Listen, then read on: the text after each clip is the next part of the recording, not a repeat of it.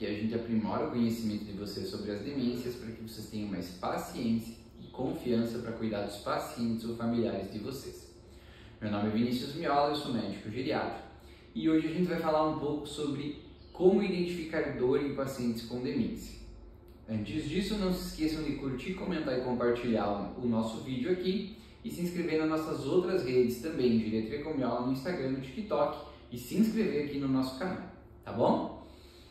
Bom, a gente sabe que o paciente com demência, desde a fase inicial, né, ele tem uma dificuldade grande em, né, conseguir expressar, né, o que ele está sentindo, né? Desde dor, desde o que ele quer, desde constipação, fome. Então, muitas vezes, né, na fase inicial ele até consegue explicar melhor, mas conforme a doença vai avançando, especialmente na fase moderada, ele já tem um pouco mais de dificuldade para falar aquilo que ele quer exatamente, né? Então, muitas vezes a família fica confusa, né? Não sabe bem, será que aquilo é realmente o que ele está falando? Será que ele quer nos dizer alguma coisa, mas não está encontrando as palavras? Por isso, especialmente quando a gente fala de dor, a gente tem que pensar em identificar isso de uma outra forma que não só através da verbalização, né? De dizer mesmo que está com dor.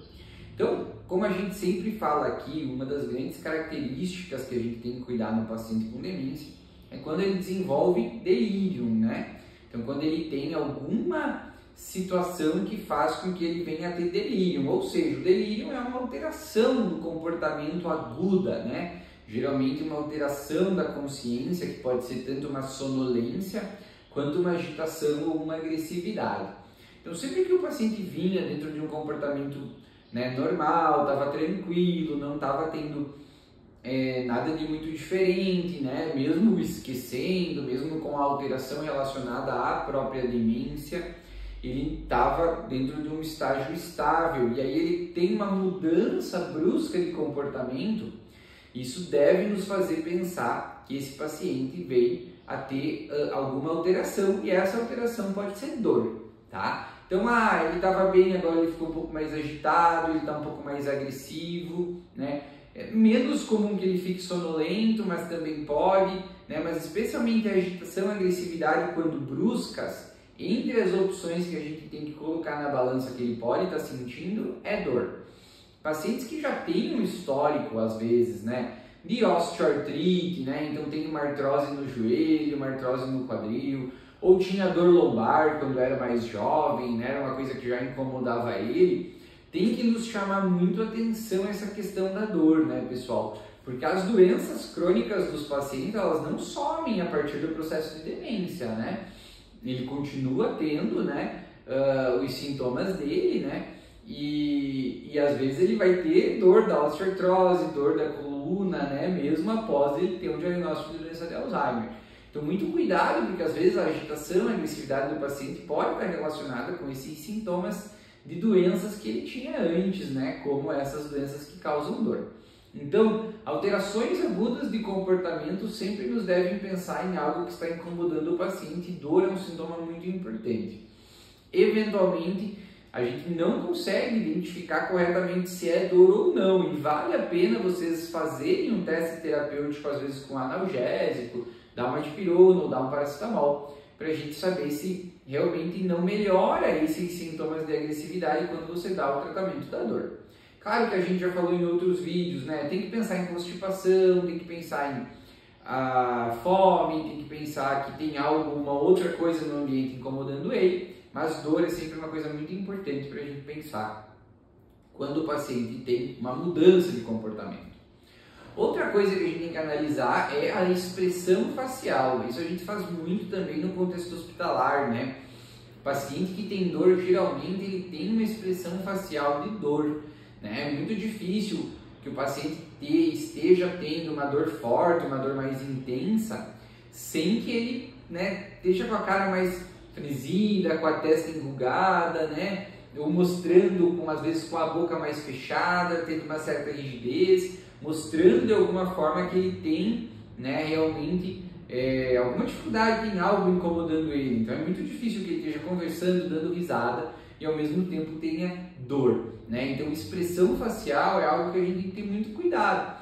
Às vezes, pacientes, por exemplo, no hospital, né, que a gente está em cuidado paliativo, né, que já não está numa fase um pouco mais avançada, a expressão facial dele é algo que a gente cuida muito para realmente saber se ele está tendo dor ou não. Então, preste atenção, às vezes se ele não está com a testinha um pouco mais franzida, com a sobrancelha baixada, às vezes, né, com a bochecha um pouco mais enrugada, né? Então, tudo isso são sinais que podem demonstrar para você que ele está com dor, especialmente em pacientes com demência mais avançada. Outra situação é a expressão corporal, né? Então, eu vejo a linguagem corporal que o meu paciente demonstra, né? Às vezes, se ele não está mais rígido, não está mais, né, deixando o corpo de uma forma que pareça que ele não quer mexer, né? Quer ficar mais parado, ele não quer deixar você movimentar ele, né? Você tenta estimular ele, ele não quer fazer as coisas, às vezes é porque ele está com dor e isso está inibindo ele de se movimentar, tá? Então, muito cuidado nessas situações, né? Então, e cuidado com a expressão corporal. Então, algum grau de rigidez, mantendo o braço mais firme, não querendo sair muito do lugar, não querendo se mexer muito. Essas expressões corporais, elas podem nos ajudar a ver se o paciente tem dor ou não.